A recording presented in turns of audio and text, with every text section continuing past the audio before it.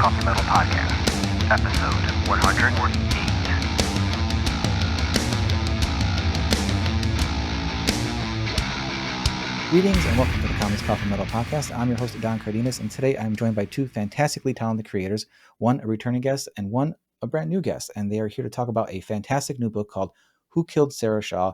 It's a really interesting murder take, while kind of diving into the whole true crime podcast show type of thing. Not podcast because there's a video element and all that, but it is a really kind of like the perfect book for this time of year. And I know they've been working on it for quite a while online with their Patreon, and now it's out now on Kickstarter. It is so close to being funded that we may have to celebrate in the middle of recording if they cross that line. But yeah, I'm totally stoked to have them on and talk about the book. So welcome to the show, Frankee White, Adam Markewicz. Hello. Thanks for having us. Thank you.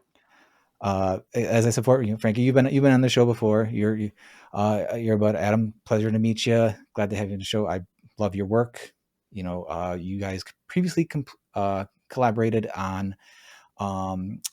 I'm going to get the naming of it wrong, but it was Eat My Flesh, Drink My Blood. And Yes. Broken Bear. Okay. And so you two definitely seem like you enjoy working together, which really does show in the book. No, not really. Honestly. And I was like, Frankee pays. That's what can I say? The check's clear. I would say either I pay or I find somebody else to pay. For me.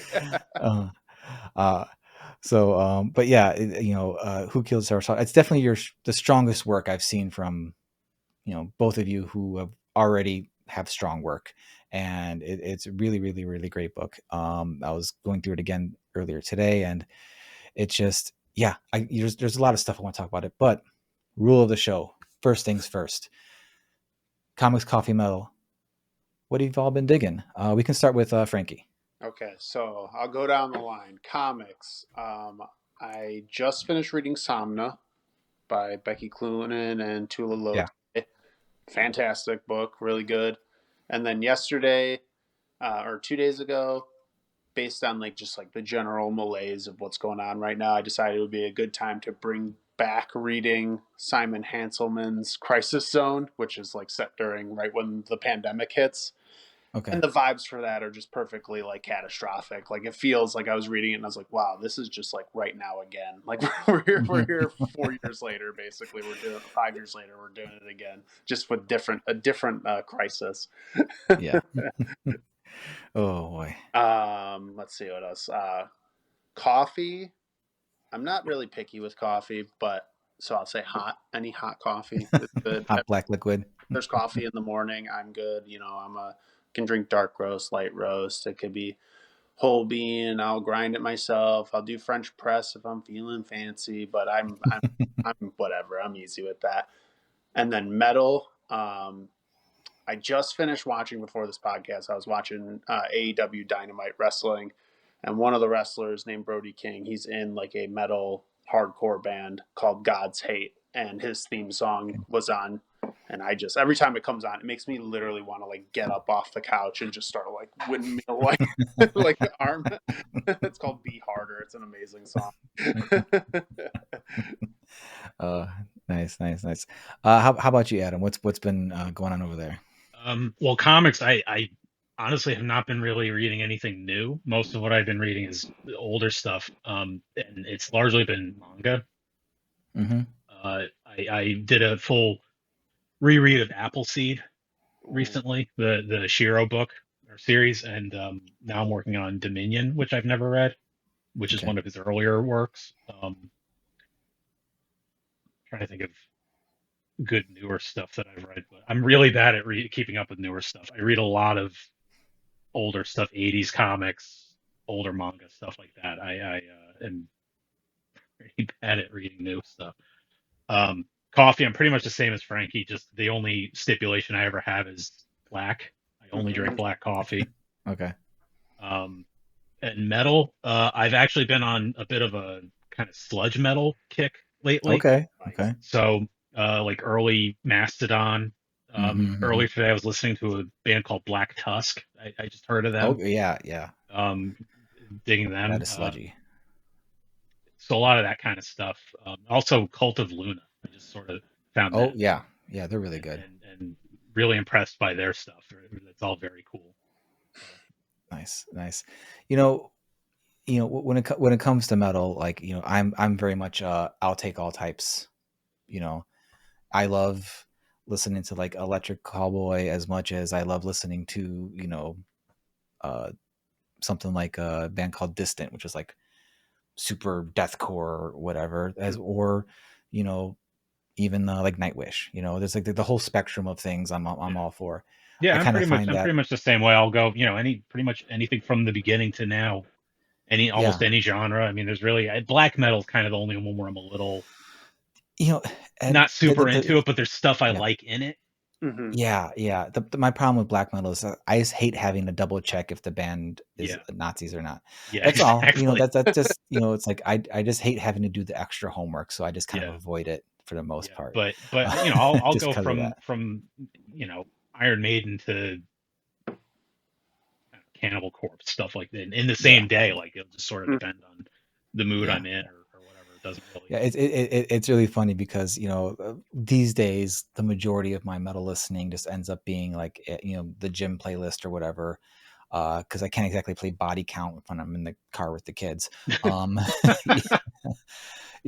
but because you mentioned Cannibal Corpse and Corpse Grinders features on one of their songs in the latest album. It's The so new good. one, yeah. It's so good. It's one of those parts. Like the song comes on, it's like, okay, I can't do anything until the Corpse Grinder part starts, and then I will move everything I need to move. But yeah, it's. But I was what the point I was trying to get to was I kind of find that my general gravitation towards certain subgenres of metal is kind of seasonal based almost. Like Yeah, like especially like you mentioned sludge metal and stuff, like as we kind of like are starting to come out of like winter, not we're still in the middle of it, but like as we kind of come out of winter into spring, I kind of feel like that's where that kind of stuff seems to like resonate with me at all. Do either of you kind of have like any seasonal like preferences when it comes to like music or just I really any media in general? I do find that springtime I tend to listen to more thrash. Okay, I I get don't, that. Yes. and then obviously like around October I listen to like more kind of gothic stuff Yeah. and a For lot of metal, Ghost and it's a lot of how I listen to stuff is like fixation based. So it's like Hmm. if I hear like for example like I really like the band Green Lung. They're kind of like a retro throwback stoner metal band. So like when I first heard them, I was like, "This is awesome. This is what I'm listening to." And now by extension, I'm listening to this genre until I Yeah. basically get tired of Yeah. do it. Yeah. Seasonally, the only thing that's been consistent ever since like I was like a teenager is that winter is when I play most of my sad acoustic music. Like singer songwriter, like I go sit in Yeah. the basement and I get a blanket and I just like sit and be sad, like and listen to that. And then like once spring thaws, that music goes away and like it doesn't come back. Mhm. It's funny because at least of late, like for winter for me, like I've been really that's kind of become my thrash era, and I know why, because that's the season when I first got into it when I was a Mm, teenager. Having my CD player, walking to school or whatever, and you know Kill 'Em All on there on repeat or whatever. That's when I first started getting into thrash, was around that time. So it kind of feels like, and for me, as a musician, I know you both are musicians as well. Like it's also on top of like just like the tonality of the guitars for that specific genre mhm. seem to be it more than just what it is, more than even just like what the songs are, which is very, very specific, and is probably, I'm pretty sure there's some point of the ADHD spectrum that I can say, oh, that's where that's from. Okay. But because I definitely get the fixations with the songs where that's the song you listen to for a week. Mhm. Mhm. and yeah, then I and get the then fixation thing too, where a lot of times it's the same thing where I'll there'll be a band I'm very focused on, and because of that genre, like a lot of last year, yeah it was all just like progressive death metal. Mhm. yeah yeah yeah Very, very recently, my most recent fixation song was "New Delhi" by Bloodywood, I've which is Indian metal, cool. and it's or like Indian. I don't want to say new metal because they kind of rap, but it's very lyrical. It's very and like very like musical in the way they do it, and it's just really really good. I don't know how like just the uh the elements they bring from their culture, the different instruments with just big fat guitars and chugging away and double bass and screaming and stuff like that. It really meshes like way more than like the general term of it. You know, Indian, I think they call it Indian folk metal or whatever. It's not. It's just killer metal with some Indian instrumentation, some sitar I and was kind of gonna, stuff like whenever that. they say folk metal, it's like it's It's just like metal. Like the folk is more like thematic than it is like yeah, sound yeah. or Like things okay, like that. Like maybe if you're busting out a mandolin, I'll or you got legit lute or a harp in there somewhere. Okay, fine. We'll give you the folk or a hurdy-gurdy. oh, Looking at you, Nightwish. I'd love Um, a metal band called Don Dirty. but yeah, so I was just curious because that's just kind of something I've been noticing more over the years and all that because I definitely associate it's not a cut and dry thing, but it's definitely like something you gravitate more towards and all that. Um, and Adam, I totally sympathize you with the comic reading thing. Like, I am so terrible at trying to stay current. If I didn't do this show and I didn't have awesome friends who made awesome books who sent me PDFs, I would I would be so far behind on everything. That's how I still am so far behind, but like, yeah, it's like I'm just the even with a Kickstarter, like I lean towards the digital option because I'm like that's the easiest thing for me to get you some cash and you just send me a link and you have Mhm. to worry about it zero, and then I can just toss it on my iPad or whatever and then not read it later even though I intend to. Um, and then Yeah, I got a lot of those too. You're right. Like it's, very bad about that. I apologize to all the Kickstarters I backed. I gave a new I read your thing. But same thing you just said, like I'm lucky to have a lot of friends that make good comics that will give me their PDFs. That's what I stay current on. Like yeah, otherwise, like it's very difficult. There's so many yeah, good things that I haven't read that are already out that I can buy in full, like hmm, full collection. So like floppies, I've been out of like almost completely, unless if you're sending me PDFs or they're through Kickstarter or something. yeah, It's just yeah. it's too hard to keep up that way It as a paying, yeah. I should say.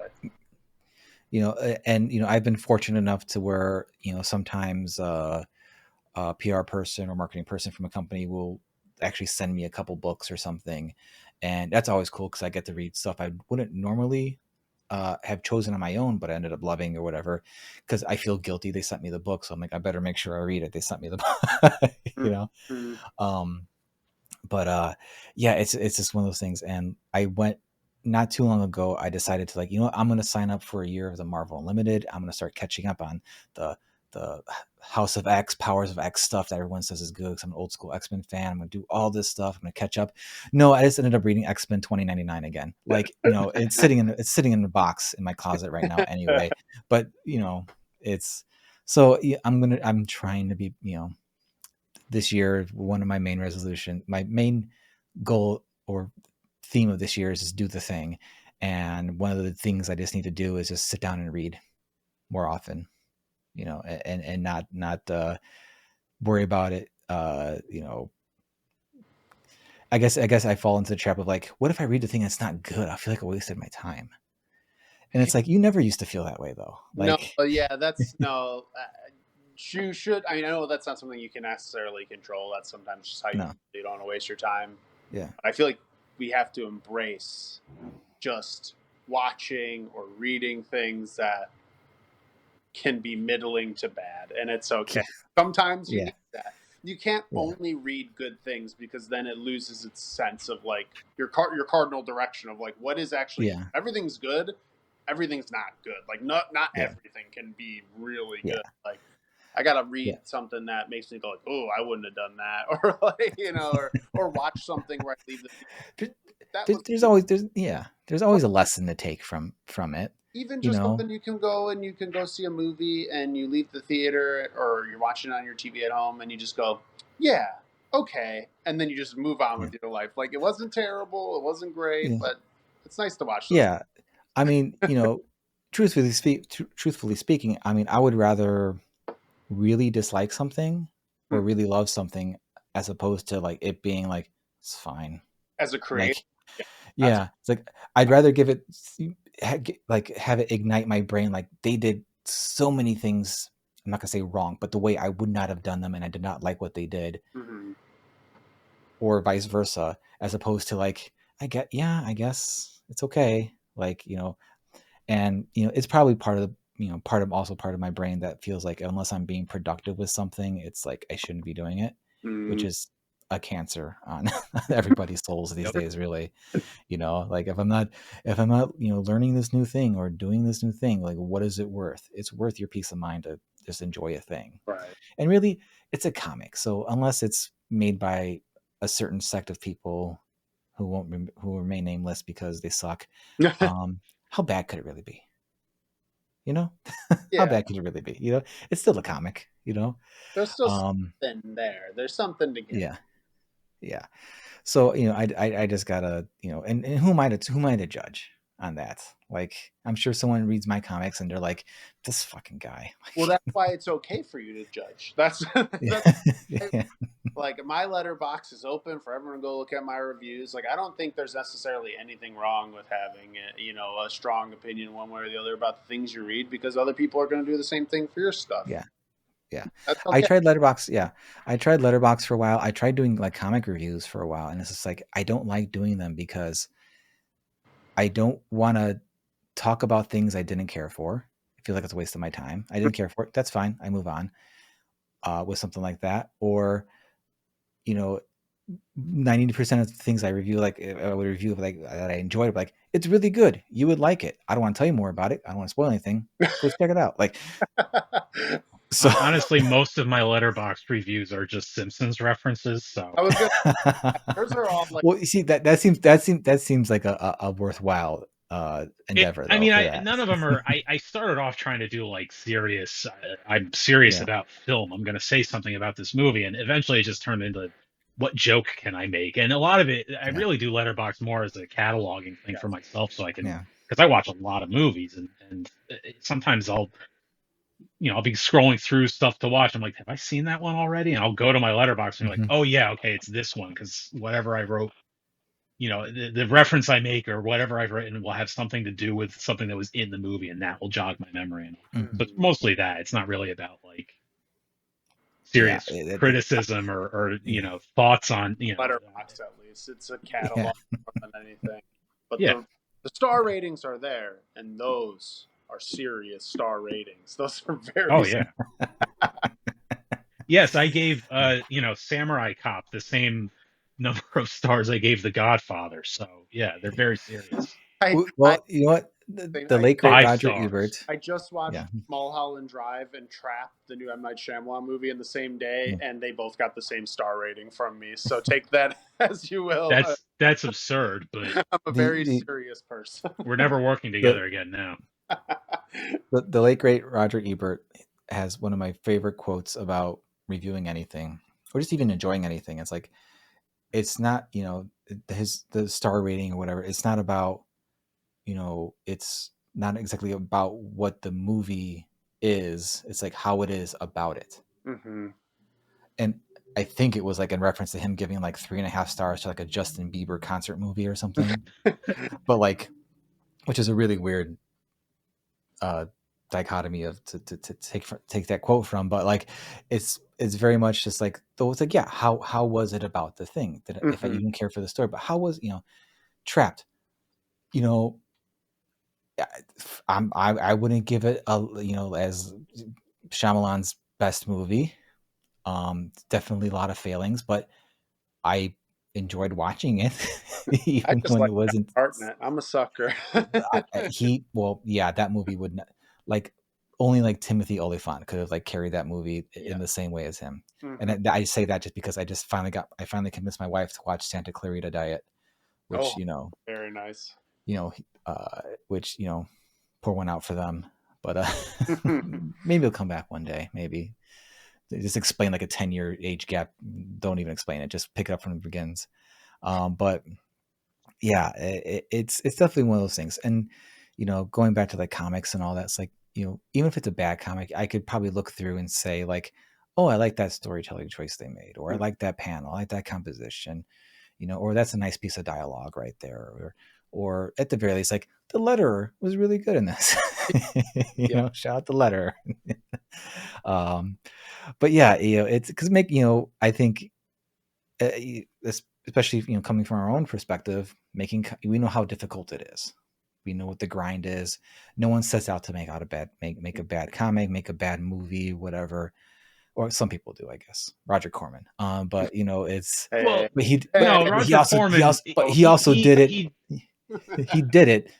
He did it with a purpose, and that means something. He set out to make extremely, extremely low budget and lucrative movies.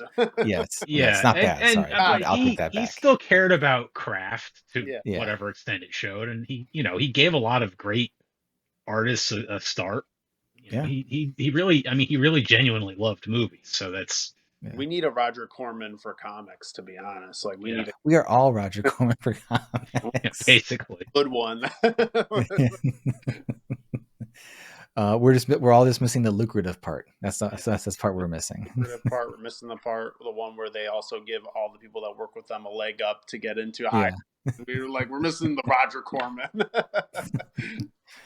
But yeah, it's a grind, and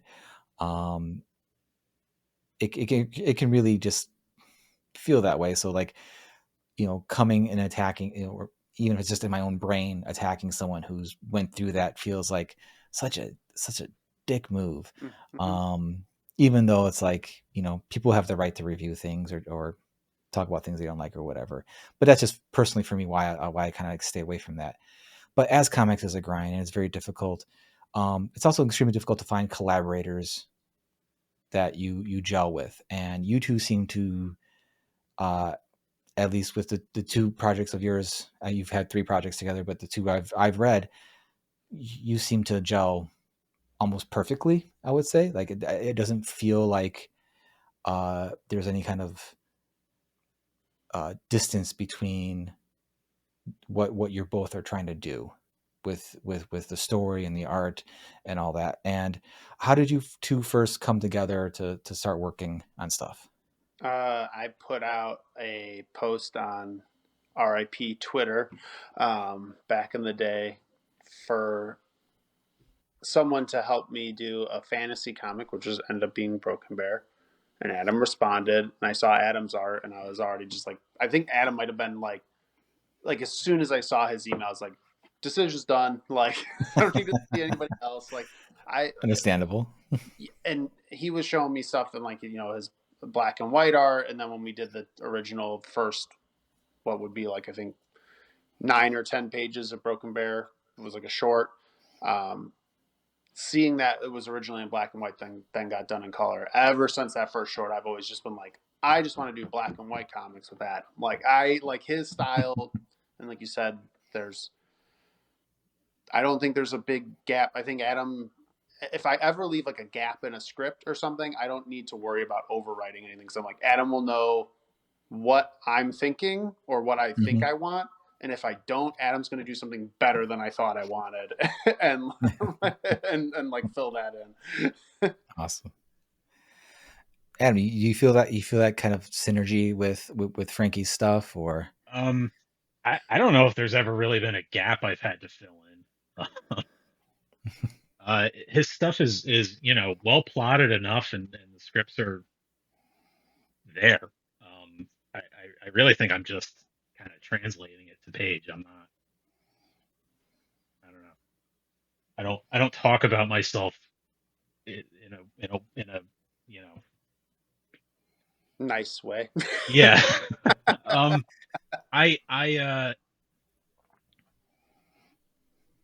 the good writers I've worked with, and I've been lucky, I've worked with a good amount of good writers, are open to suggestions. I might say, oh, this might work a little bit better if I do this here. And it's never anything drastic. It's never anything that's we should totally change this character and make their arc. It's just like, instead of doing this minor thing, maybe they do this minor thing. And, the good ones are kind of like, yeah, that works. They're not, no, it has to be how I was written. And that's, so I think it just, although I don't know if I've ever told Frankie this. When we first started working together, I had only really professionally worked with a couple other writers, and those writers had been very hands off. And Frankie's a little more hands on. Okay. He works almost as an art director. He'll look over the pages, and this doesn't quite work here. And because my experience at that point had been mostly just hands off, do the work, send it in, whatever. And I have him here suddenly like, this face looks a little weird. I would get angry. I would actually get like mad, like I'm never working with this asshole again. Oh, I don't know if I can swear or not. Oh, please do. Okay, all right. And it took a bit to sort of realize, like, wait a minute, he's making the work better by doing that. So I obviously let it go because we've worked together quite a bit since then. But very early on, there was this like, how dare this? Who is this guy to tell me what I'm? Despite having no ego at the same time about my work, I couldn't deal with somebody telling me, yeah, that person's lips look weird.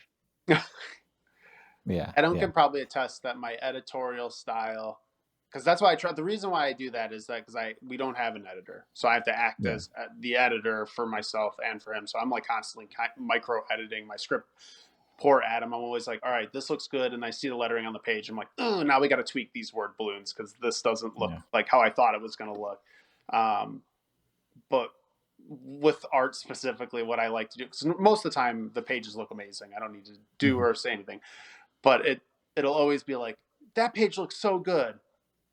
Panel 5, one thing, just one thing, like one little thing real quick. Like it's always like that. Everything looks amazing. And then there's like the one little micro, and it is something silly, like their lips look weird, or something like that.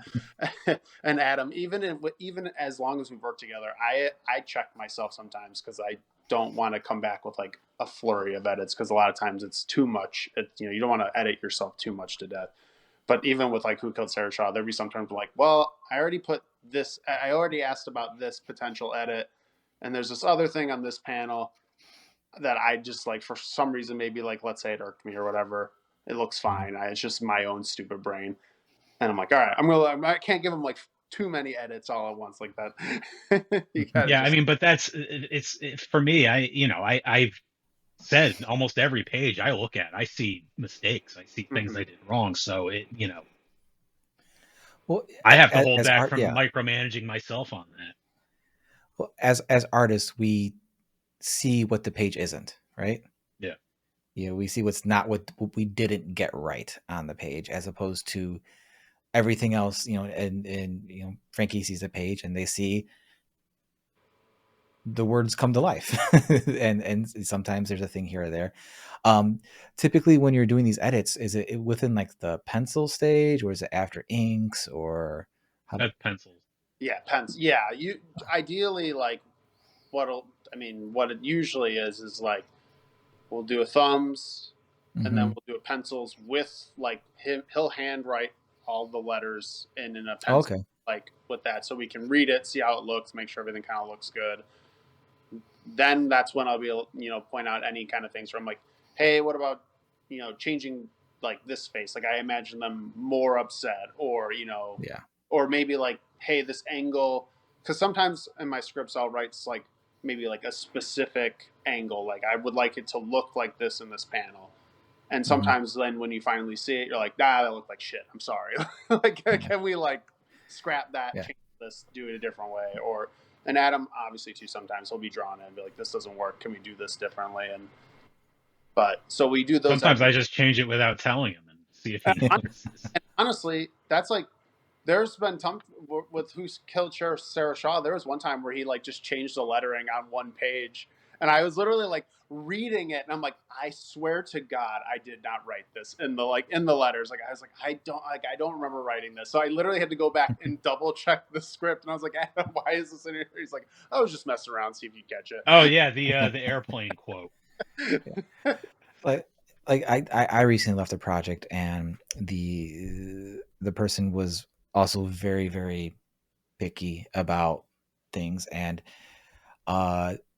one of the things that was a constant headbutting was the fact that after I would submit inks, they would want to change one little thing, and the one little thing would be like, can you move this person over here? And it's like, it's not paper cutouts on I have to erase them because you want a whole new pose, fill in the background where they were, and then and all, it's like, it's not just 10 minutes of my time. That's like, a lot more of my time, because I don't know if anyone's, I kind of likened it to whenever you're trying to patch something, some sort of like DIY home project, trying to patch something, as opposed to you should just tear it out and fix it, but you're trying to patch it, and it's just becoming a bigger mess, Mm-hmm. And I would constantly try to get them to like, no, we need to have I need to have like approvals in the pencils stage. Like, I don't normally do super tight pencils on anything, but like I was willing to do that just so I wouldn't have to like do it in the inks and all that. And it definitely just the communication breakdown was just like not great. But it's great to hear from you two that you kind of feed that back and forth. And sometimes Adam, like, I would throw in like little like joke dialogues things just to make myself laugh, but then they would think like I was trying to like, after like the third time of them trying to think I was trying to like suggest dialogue, I'm like, no, it was just a stupid joke, like, and I'd be like, oh, okay, well, I was trying to think like, oh, is this something I could put it in? Like, it's not that serious. Like, it's just a joke to make me laugh because I've been staring at this page for a week because you keep changing things. Like, never mind. So anyway, but no, I'm glad to hear that you two have that kind of like relationship where, you're open to, saying, hey, can we change this? Can we change that? Because, ego is a big part, and ego is often said as a bad word, but like, you have to have some kind of ego about your work to like say, hey, you want an artist? Here's my stuff. Mm-hmm. Like, you have to feel like some sense of ego about yourself to do that. But it's great, Adam, to hear that you're receptive to it and you don't take it as like, after initially, because I would too. I actually, on my book, Even the House Things That I Do with Steve Bryant, and the first issue, Steve actually sent back like, he like redrew a bunch of faces on there. And, I love Steve. I've known him for well over a decade. I'd give him the shirt off my back for the guy, but I wanted to strangle him because he's an artist as well, so he had a very like, and I'm just like, can you not do that anymore? Like, if you have just tell me what you Right. feel is iffy. Don't do that anymore, please. Like, it just, like, I knew his heart was in the right place. It's because I know him, but it's also like, you are like setting a fire that you don't want to set right now. One Because thing to I, think yeah, that it's another thing to yeah. wholesale go in. Although, Adam, I kind of want to do that now because it'd be comical to see me like. Yeah, Oh I no. actually that I wouldn't mind from you. I think it would be all right. And I'm not saying he was wrong at all, because I was I know I'm still learning lots of things. I'm trying to get better at lots of things. I know where my deficiencies are. So like, 75% of it I agreed with. Like, yeah, I should take another pass at that. But it was just like the way it came, and he won't listen to this because I don't think he listens to this show. And if he ever does hear it, Steve, don't worry about it, because I know he'll be like beside himself that he upset. Because I didn't tell him this before, but because Steve, like, again, Steve's great. I've learned a lot from him. But yeah, it's a fine line to tread sometimes, and you don't know when you've overstepped at all. But it's good to have a relationship with a person so you don't fly off the handle and like send really mean email or something when you don't really need to, because you know that's not the intent. Not that I was going to do that, but anyway, enough about that. Adam, your work is something that I'm really drawn to, because I really love the cleanliness of your line, but you do a really fantastic job with textures and shadows, and especially with Who Killed Sarah Shaw, like the tone that you kind of have, the gradient tones you have on the Yeah. page, and when you kind of carve them out and all that. And manga is a huge blind spot for me.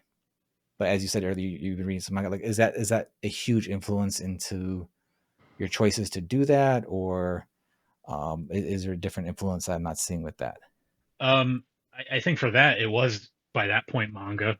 I'm not like a lifelong manga reader. I it was kind of on and off a little bit here and there as I was younger, but in the last few years I've been reading a lot more. And kind of really trying to push that into my style a bit and do sort of like an Americanized manga. And so Yeah. that's sort of what that's an attempt at, is an Americanized manga. It was also just a great way to not have to deal with color, because I don't love doing color. I don't have a natural Mm-hmm. sense of color. It's not something I really enjoy doing, particularly with narrative pages. So doing gray tones like that was more just, it was a great way to give it some depth without having to deal with coloring. Yeah, I think it was extremely effective, especially with the story. Like, it really kind of highlighted the isolation of everything, of this town, and almost like kind of like the desperation, even just something with that. Because it, I don't know if it was a conscious choice or not. This, like, the choice of the texture of the tone you're using in the backgrounds and all that. It feels like a constant kind of like white noise going throughout the whole book, and if that's something that just kind of like felt just like added to the entire vibe and feel of the book. And I don't know if that was something that was fully intentional, but just this a simple choice of just how that tone, that screen toning looks, and all that. Is all your work digital, or do Yeah. you kind of mix it up? Yeah. And okay. I want to do more stuff on actual paper, because I started off that way. I spent, Yeah. I mean, I'm probably a bit older than both of you guys. So I started off, doing everything on paper, and the earliest work I did professionally was on paper, and I switched to digital because I knew it would be faster. And Yeah. Yeah. so that's really the way I work for the most part. But I like to do like covers and stuff like that. I'd like to go Mm-hmm. back into doing that on paper. Yeah. Good. I'm right there with you. I don't know what everyone's ages are. I know Frankie's younger than I. I'm 42 though, so it's like I Oh, have okay. like Well, yeah, I'm 43, so we're so yeah. around the same age. I didn't really start going into full digital until like 2020, when during the previous dark times, uh, I was fortunate enough to not have to use the stimulus check to pay for bills, and I'm like, what do I do with this? And I'm like, you know what? I'm gonna jump in. I'm gonna buy the iPad. I'm gonna Right. learn how to draw digitally. With 2 kids and all that, just seemed like the right move to try to be more productive with things. And I finally, like, once you find like the right brushes, Yeah. to like mimic what you kind of feel like you're doing traditionally, it comes together a lot faster, I think. And I've really started to try to embrace more tones and textures and stuff, because for a long time I was like, I don't want to do something I can't do traditionally. That feels like cheating almost, which is dumb. It's like, use the tools you have, dummy. No one cares. No one cares. It's I like that scene from actually Jurassic approach Park. it He's using largely. digital screen tones. No one cares. No one I, cares. I I do actually approach the work pretty much the same way I did traditionally, though. I don't use a lot of layers. Yeah. I do, all the actual drawing is on one layer. I just keep borders and tones on different layers, and that's about it. Yeah. I don't use a lot of. I've gotten away from using like pre-made like cross-hatching brushes and stuff like that. I'm trying to Mm-hmm. get more into like every line on the page I've done myself kind of thing, Yeah. within reason. I mean, if it's like, if I'm under a deadline, I'm gonna use the tools that are there. But if I have the luxury of time, I'm gonna Mm-hmm. do it, Yeah. in a way that Yeah. I'm a little more personally satisfied with. I don't look at, people do amazing things with the tools that are there. Unless it's Yeah. AI, I'm all for it. Like, Yeah. have Yeah. fun with it, do something interesting with it, whatever. It's just personally for me, it's like that's how I want to craft it. So Yeah. And that's, that's one of the things I think like all artists can just, just come together with. It's like we're all going to do things differently. We're all going to do things, even if you're using the same exact tools and the same exact paper, it's going to be different. You're going to be treating it a little bit differently. And just, yeah. So it's just one of those things where it's like, I don't think the stigma is there anymore with digital versus traditional art. Cause now everyone's like, well, you're still drawing. Fuck this AI crap. Like, we have the common enemy, but I am trying to get more back into doing traditional because it's just nice to do sometimes, yeah, Um, most recently I penciled one of our variant covers and I sent it to my buddy Kelly Williams to ink because I think his work's amazing and he's a Mm-hmm. buddy, and I'm like, you know what? I want him to ink my pencils. What's that going to look like? Better than what I do for sure. So, and yeah, he sent me some snippets of it. And I was like, fuck, I was right. Even this, even if he didn't change much of anything or like was heavy handed, even I told him like, be as heavy handed as you want, dude. Like, just, I want you on top of this page. It's fine. Like, just do whatever. Uh, yeah, it's great. And I think that's one of those things that is kind of missing in comics a bit is that kind of like pencil or inker collaboration. Because with digital, like it's almost dumb to not be both the penciler and the inker because you have all the tools, right? Like it's just more efficient that way. But I don't know, Adam, if you ever had anyone else ink your pencils. nope. I would be really interested in seeing like because I don't know if you used to read Wizard back in the day. Yeah, But like they had that when Greg Capullo had his art teaching, he had that one spread where it was like the same pencils. He had like 10 different inkers ink it, and it was like the most amazing thing I've ever seen because it yeah, looks so yeah. drastically You used different. to be able to tell inkers. I mean, you could Yeah, tell when Klaus Janson did something, you knew it was his. Didn't matter yeah, who penciled it. It looked like yeah, his yeah. You knew work. Klaus did it for better, for better. Klaus top 5, inkers all time. Yeah, Numbers don't matter. Just like in that pantheon, it's just the best. And for better or worse, though, you could tell if Klaus was yeah, that first penciler's yeah. uh, uh, a rare, the man did not miss except for maybe once or twice, and even then, probably not even his fault. He could use a 2x4 on someone's work, and I'm sure it would look amazing. He'd Uh, find a way to you know, make that work. Yeah, yeah. It's one of my favorite inkers of all time was Tom Palmer. I yeah. He just was loved good. his stuff. He was actually one of my favorite inkers over John Romita Jr., which apparently I found out is a minority choice in Really? terms of his favorite ink. Because people loved Klaus over JRJR, or Yeah, Al I think Williamson Scott too. Hanna is another one people love over him. Yeah, But I just liked how rounded his lines were and all that. But I can tell though, Adam, from your work, you're a fan of inkers. yeah, Um, do you have any like inkers who were like kind of your main influences that you can yeah. think Well, of? Klaus Janson definitely. Yeah. He was a top one. Dick Giordano, Okay. big time. Particularly his stuff over like Neil Adams was just incredible. Uh, Al Williamson, Mm-hmm. he, Oh and yeah. then guys like Frank Miller, Howard Mm-hmm. Chaykin, Walt Simonson, guys who ink themselves. Just looking at the stuff they did, and I've you know what I was gonna ask that because I see like some of that Simonson oh yeah, like flair bubbling under the surface of your stuff, which is and the Frank Miller, like the early Frank Miller, like yeah, that kind of stuff, like um and it's again, it's not like, oh, he's just doing well, like no, it's like but just like you can see that ingredient in the soup, yeah. Simonson's so to speak. the first artist I really, because a lot of artists I like because I got into Spider-Man, so I ended up liking these guys because they did Spider-Man. But Mm-hmm. Simonson was the first guy where like I saw his art and I'm like, I gotta find more by this guy. And I mean, at like 10 years old, I'm like already Walt Simonson's the guy and looking for any comic with his signature on the front. Buying, I didn't care about X Factor from the 80s, but like I'm buying a No bunch of one did. X Factors from the '80s because it's Walt Simonson and they look great. Yes, that's why people cared, Yeah, because Walt, Walt and Weezy made them care. yeah.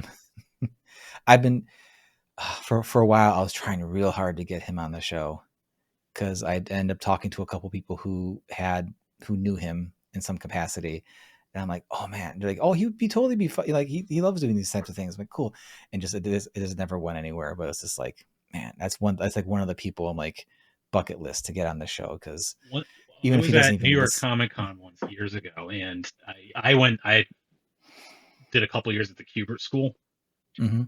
and they had a booth set up there, and a friend of mine was working at it, so I went over to talk to him, and Joe's sitting there doing signings and whatever. And I didn't have any classes with him, so I didn't get to know him. But at one point, so I'm talking to my friend. At one point, I look over and Walt Simons is just standing there talking to Joe Kubert. I'm like, this is incredible. These two guys, it's just two gods like talking right there, like just shooting the shit. Yeah, that's one of the cool things about cons. Like you just walk by and you're like, oh my god. There was one of the very first conventions I went to, because I didn't really go to conventions till like the late 2000s, and I walked by and like I swear George Perez was at a table by himself, nobody in line, nothing. He's just sitting Come there on. chilling. And I walked by because I didn't clock it, because I didn't think like that would be something that happens, And then I'm like several rows down, and I'm like, wait a second, was that George fucking Perez? So then I was on my way to talk to somebody who was expecting me. So then I'm like, I have to go run back there. But of course, by the time I got back there, it was like wrapped around the corner, and like I'm just like, oh man, Well, dummy. at least the line was there when you got back. 'Cause that's how it should be. Yeah. I mean, yeah, it's one of those things I do love about cons. Just you kind of just run into like, oh, you're DMC. Hey, from Run DMC. How's it going? You're just sitting here chilling. Hi, how you doing? I'm just walking through with my pretzel. Yeah, that's awesome. I was going to mention if Joe Kubert was an influence, because there's little bits I see here and there from Joe, who kind of pops in here and there. But yeah, just all the influences you have, and you mentioned like they come together really well, because I see your stuff. I'm like, that looks like your stuff. That's like your look and style, like that's unmistakable to me based on just the two projects I've seen. And I think that's for me, that's just kind of like crazy. That's like, wow, okay, I can recognize Adam's work just from that, which is I love, because it's stuff that I really really resonate with. I really dig, like I said, just the use of the tones and just the cleanliness and the lines, but nothing feels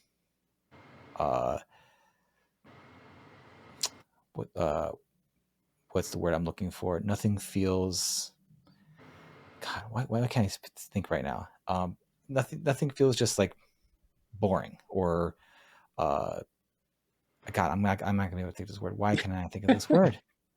Oh, God, I want to say sanitary, but that's not what I'm trying to think of. Sanitized. It doesn't feel like overly sanitized and like too perfect. Everyone has movement and life in them, and it's not just these perfect images of everybody. And everyone who has all these varying body types throughout the whole book are realistic in that, like they feel real within that world and how everything's going, because sometimes everyone draws everyone jacked to the nines. everyone's the fittest person on earth, and the big person is jacked with a belly, or or all these stuff, or like everyone's faces are pretty much cut and paste and stuff like that. And here everyone has distinct looks and feels. Did you both kind of go back and forth with the look of the characters, or did Adam have a lot more kind of like free reign over, I think like I had character descriptions originally, if I remember correctly, but pretty much you went running with it. Like I know Sarah was done immediately. Like it was Heather Langenkamp, and I was Oh, okay. perfect. Like I'm like it's done. Like move on. Like we're good. Like that Yeah. one's like. Yeah, I mean, a lot of it was just sort of picking picking an appropriate, like all the any of the characters that are you see in the past and present day. I picked people that I could find have been around long enough where I could find pictures of them from when they were young and when they're older, so I could make that work. Nice. And I mean, I don't think anybody is really exactly like who they're supposed to, or who I sort of based them on, but I think most of them, Frankie, you were okay with. I remember there were a couple where you came back with this doesn't quite work, or I think the older version of Harold, I think I did a couple times. Yeah, because I want to say we kept him big at first or something, and I wanted him to slim down like Yeah, over time. Yeah, it's little things like that, but most of it was like pretty good to go right away. Like you had all their faces down pretty quickly, like all the what we kind of knew like what their sizes and everything were gonna Mhm. be like when they were younger, when they were older, everything like that to show passage of time, right, and everything, and how they're aging and everything like that. So I mean we didn't really have to linger too. yeah, a lot of that was in the script, so there wasn't a lot of laboring over the looks of the characters. It was just sort of like, all right, once I kind of an idea of the face, I could just kind of get to work. Mm-hmm. And having gone through that process a few times myself, like that's the best. Like it's like, oh, we kind of got it first round. Like Yeah. we're good. We're good. Maybe tweaks here and there. I did want to mention like the one character Harold, like the transition from older to younger or younger to older, the size difference. I thought that was a really great choice, and because I didn't the first time I read through, like I was like, okay, yeah, but then the second time I got to read it with more of just kind of like, okay, so what are they doing here? Like, just not necessarily critical, but more like analytical, I guess, because I want to steal whatever you guys are doing. So and just that change, I'm like, yeah, that was really smart. Like that just kind of like it also adds to the I don't want to say too much about the character, but it adds to the emotion of the character. I feel like how it represents a lot, I think. Um, and I do have to shout out the one, the Kitty Pride pose. Number two, you're the second person that's pointed that out. I'm proud that people are seeing that. There better be a lot more I people thought it was because pretty straightforward, but Yeah, I'm surprised people, more people haven't pointed it, only but two and it's people have right said it. there. It's like it it didn't was it take was any. well, I mean yeah, granted, I'm a loved X-Men majority of my life, so I'm like instantly I was like, aha, nice, just like um but also like it didn't take me out of what was happening in the story either. It was just like, oh, okay, cool, like and then like you were mentioning, Adam, like with the characters' faces and stuff like that, like I didn't see it, but then when you say Heather Langenkamp, I'm like, okay, yeah, I see it. I mean, it's not like one to one, Right. that's what it is, but I see like, okay, that's the type, and that's one of my one of the things I was told pretty early on is it's like, don't be afraid to cast your characters. Like a bad likeness is a new character, Yeah. which I think was cribbed from like a bad impersonation as a new cartoon voice or something or whatever. But like, but it's like, yeah, it's true. Like this doesn't quite look like, so and so, but it looks like a different person. So there you go. Mhm. Yeah, There you that's go. basically my approach. Is like if I can just sort of, I'm not trying to do like a caricature. It's just like, Yeah, okay, I'm yeah, gonna sort of look at this person's face and kind of yeah, interpret it in whatever way, and however that turns out, all right, that's probably going to be the character. Mhm. yeah. No, and that's that's it works. It works really well. We've been talking about the art in the book a lot and the bits of the story, but what the hell are we talking about? We're talking about Who Killed Sarah Shaw. And if you are not familiar with what this book is, even though we've been talking about it for quite a bit, what is Who Killed Sarah Shaw? That's a tongue twister. Sorry, guys. Sarah Shaw. That's a good question. So Who Killed Sarah Shaw is in Graphic novel. graphic novel, There you go. That's the answer. words and pictures combined to create a Yep. narrative. It follows two content creators, Jess and Dave, who and you had said this earlier podcasting. I had to struggle not to say that myself, like when writing blurbs and stuff for it, because technically they don't make a podcast. They essentially work on like what is like a cold case style TV show where they churn out episodes constantly, like 20 plus episode seasons, called Cracking a Cold One. And it's on the true crime streaming service. So they consider themselves content creators. Like we're journalists. Like they're not putting themselves on a pedestal for what they create when they start this story. And so they arrive in the small town of Hard Ground in Michigan, and originally they are there to just cover another story. Sarah Shaw was a high schooler who was murdered in the 80s, and the person who they think murdered her disappeared. And so it's been this cold case that never went anywhere, for 4 decades. And while they're there, they get a call saying that this is going to be their last episode. And so it's Jess has this sort of like manic last ditch idea that like, hey, instead of just interviewing people and playing sad piano music and just slapping an episode together and putting it on the streaming service, like she's like, let's try and actually solve the crime, because if we do, we're gonna get something out of it. Like we'll get either a new season or we'll be able to leverage it and do something else after that. And so it goes from there, and we bounce back and forth between present day and past, and a lot of what the story revolves around at that point, I think, like thematically, is trying to parse the truth out of all these stories, because anytime you're hearing a story from a person, everyone just assumes like, if you told me a story, I'm going to believe everything you're saying, because why would you lie to me? In this case, you should kind of hang on their words a little bit, because it is a murder mystery. But also, these are people trying to tell you a story about something that happened 40 years ago. Like, even if they're not lying outright, your memory's not that good. It's impossible to like remember verbatim what happened 40 years ago. I can't even remember what I did last week half the time.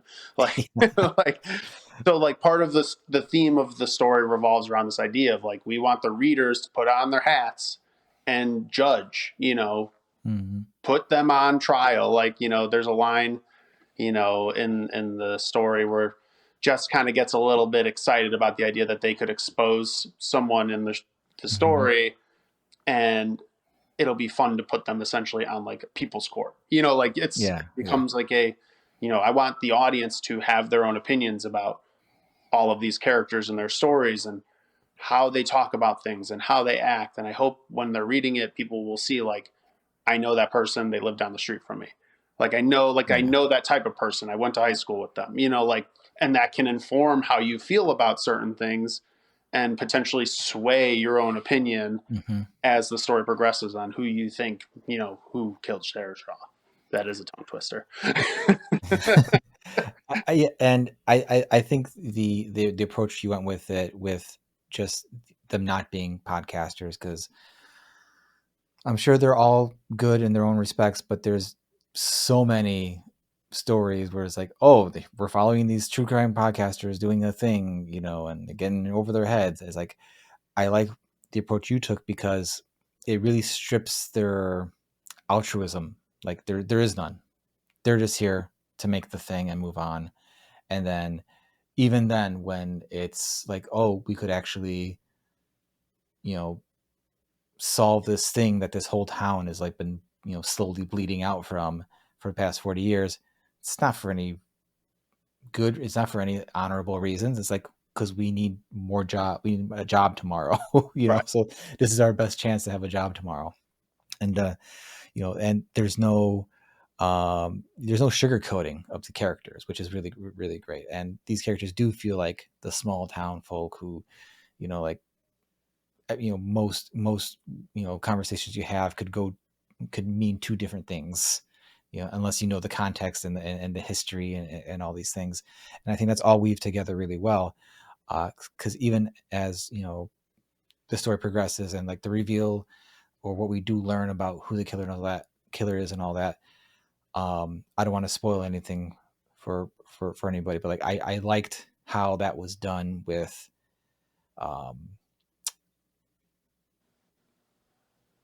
it kind of almost being anticlimactic, you know, in terms of that part of it, because you are like the suspect list as you go through throughout the stories. Like, man, it really could have been anybody at one point. But like in the end, it becomes like less important about who it was, and then just more like, what has this done to this town? What has this done to everyone involved, and all that. So I feel like that was,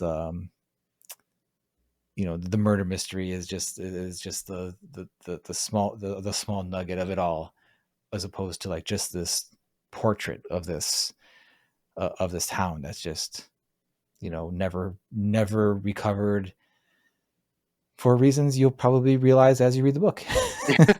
It's really hard to talk about it without spoiling anything. Uh, Uh, uh, but yeah, but the brief, I thought, and it's why I tried to stay away from describing it as like a murder mystery. It is technically, but that's like more the vehicle, like the genre vehicle for the story. And I don't even think it really plays like a murder mystery. I feel like it plays more like a drama than anything. But saying you wrote a drama in a comic that's a hard sell. Like that's not a thing, really.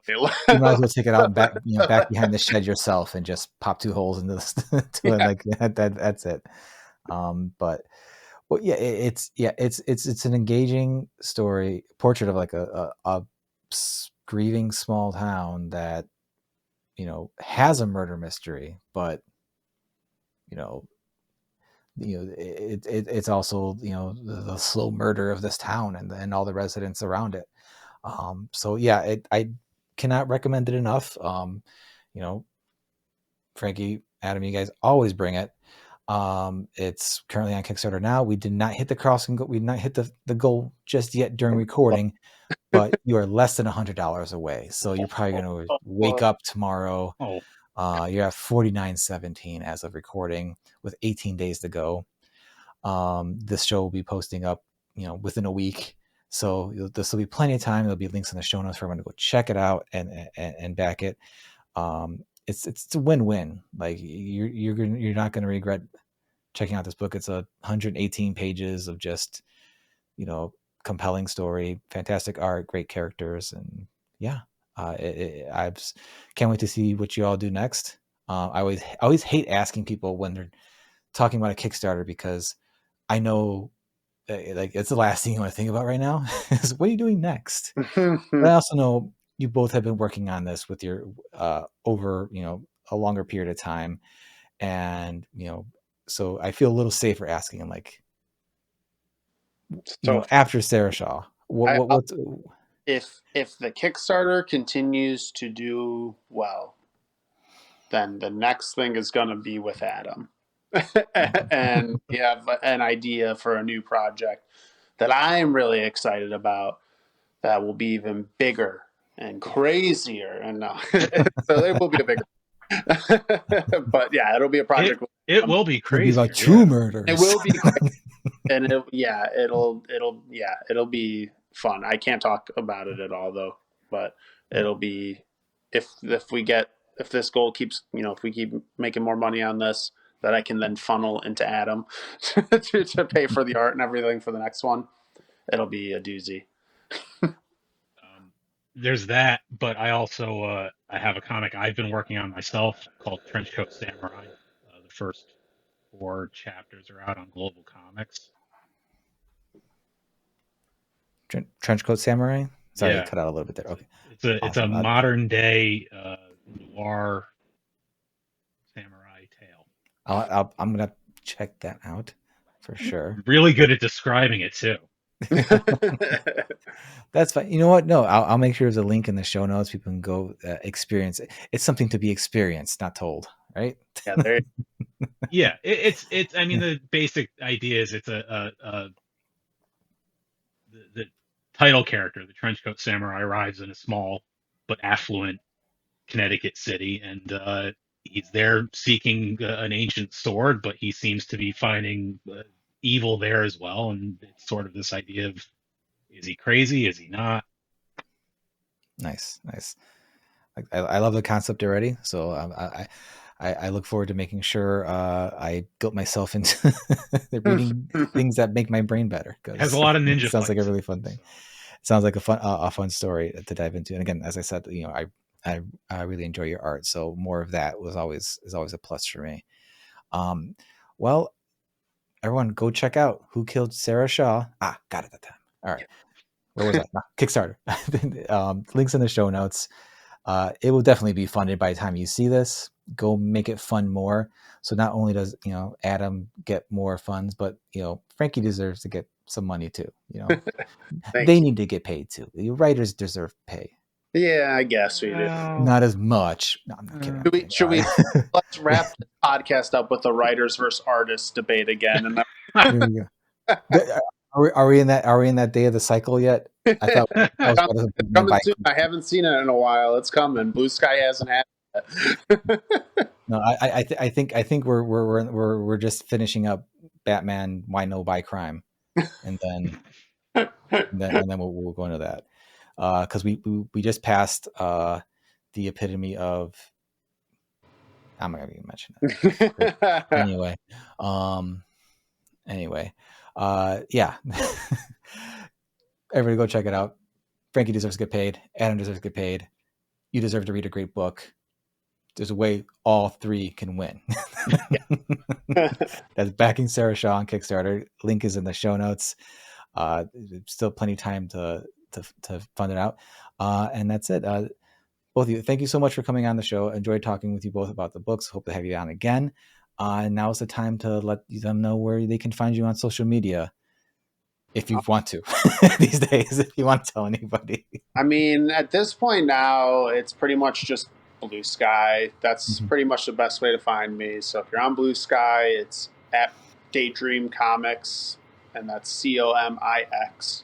I'm on Instagram too, but probably not for much longer. And that's mostly just like regular posting. It's not as much comic based. It's like photos of my dogs and stuff like that. So nice.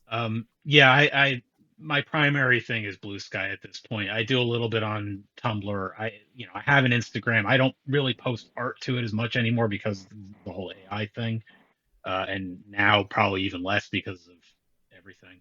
But anywhere across the board, it's at Adman Comics. Nice. And I'll make sure there's links to all those in the show notes below, so you can go check them out. Both extremely worthy follows. Never a bad post, I would say. Even not true. Even if the place is bad, their posts are good. Posting my way through it every day. I'm just trying my. Aren't we all though? Aren't we all? Well, once again, guys, thank you so much for coming on. Thank you. Thank you for having us.